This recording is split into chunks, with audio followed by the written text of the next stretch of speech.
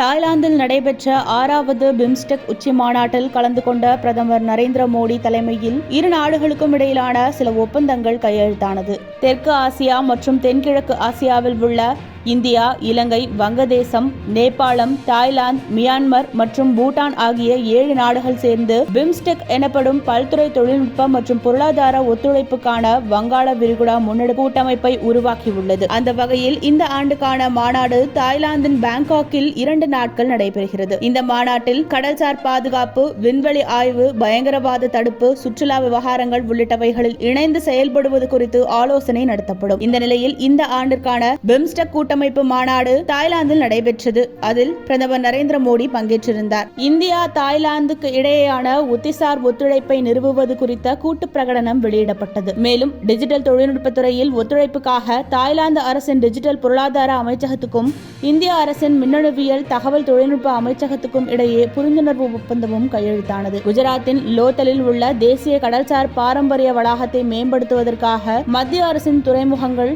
கப்பல் போக்குவரத்து அமைச்சகத்துக்கு தாய்லாந்து அரசின் கலாச்சார அமைச்சகத்தின் நுண்கலைத்துறைக்கும் இடையே புரிந்துணர்வு ஒப்பந்தம் கையெழுத்தானது. மேலும் மத்திய அரசின் வடகிழக்கு பிராந்திய மேம்பாட்டு அமைச்சகத்துக்கும் தாய்லாந்து வெளியுறவு அமைச்சகத்துக்கும் இடையே புரிந்துணர்வு ஒப்பந்தம் கையெழுத்தானது. இதனைத் தொடர்ந்து மத்திய அரசின் வடகிழக்கு கைவினைப் பொருட்கள் கைத்தறி மேம்பாட்டு கழகத்துக்கும் தாய்லாந்து அரசின் படைப்பாற்றல் பொருளாதார நிறுவனத்துக்கும் இடையே புரிந்துணர்வு ஒப்பந்தம் கையெழுத்தானது. இந்த பேச்சுவார்த்தைக்கு பிறகு தாய்லாந்து பிரதமருடன் சேர்ந்து செய்தியாளர்களை சந்தித்த பிரதமர் நரேந்திர மோடி கூறியதாவது: இந்தியாவின் வடகிழக்கு மாநிலங்களுக்கும் தாய்லாந்துக்கும் இடையே சுற்றுலா, கலாச்சாரம், கல்வி ஆகிய துறைகளில் ஒத்துழைப்பை விரிவுபடுத்துவது மற்றும் இரு நாடுகளுக்கு இடையே பரஸ்பர வர்த்தகம், முதலீடுகள், வணிக பரிமாற்றங்களை மேம்படுத்துவது குறித்தும் விவாதிக்கப்பட்டதாக தெரிவித்தார்.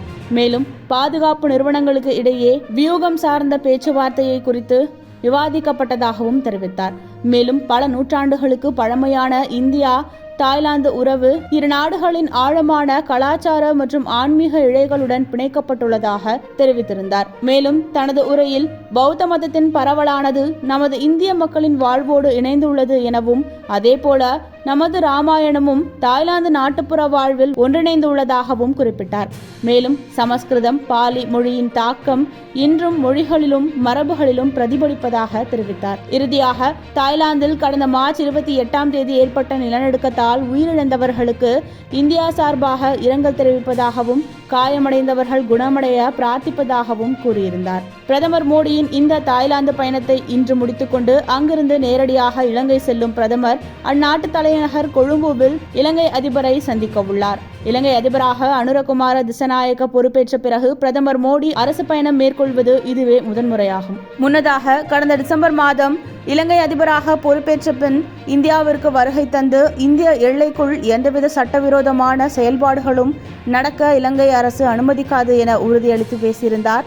தற்போது இலங்கை கடற்படையினரால் தமிழக மீனவர்கள் பாதிக்கப்படுவது அதிகரித்து உள்ள நிலையில் தமிழக அரசும் அது தொடர்பான கோரிக்கைகளை மத்திய அரசிடம் வலுவாக முன்வைத்து வருகிறது. இந்த நிலையில் பிரதமர் மோடியின் இந்த இலங்கை பயணம் மிகவும் முக்கியம் வாய்ந்ததாக பார்க்கப்படுகிறது. மீனவர்கள் பாதுகாப்பு குறித்து இந்த சந்திப்பில் விவாதிக்கப்படும் எனவும் எதிர்பார்க்கப்படுகிறது.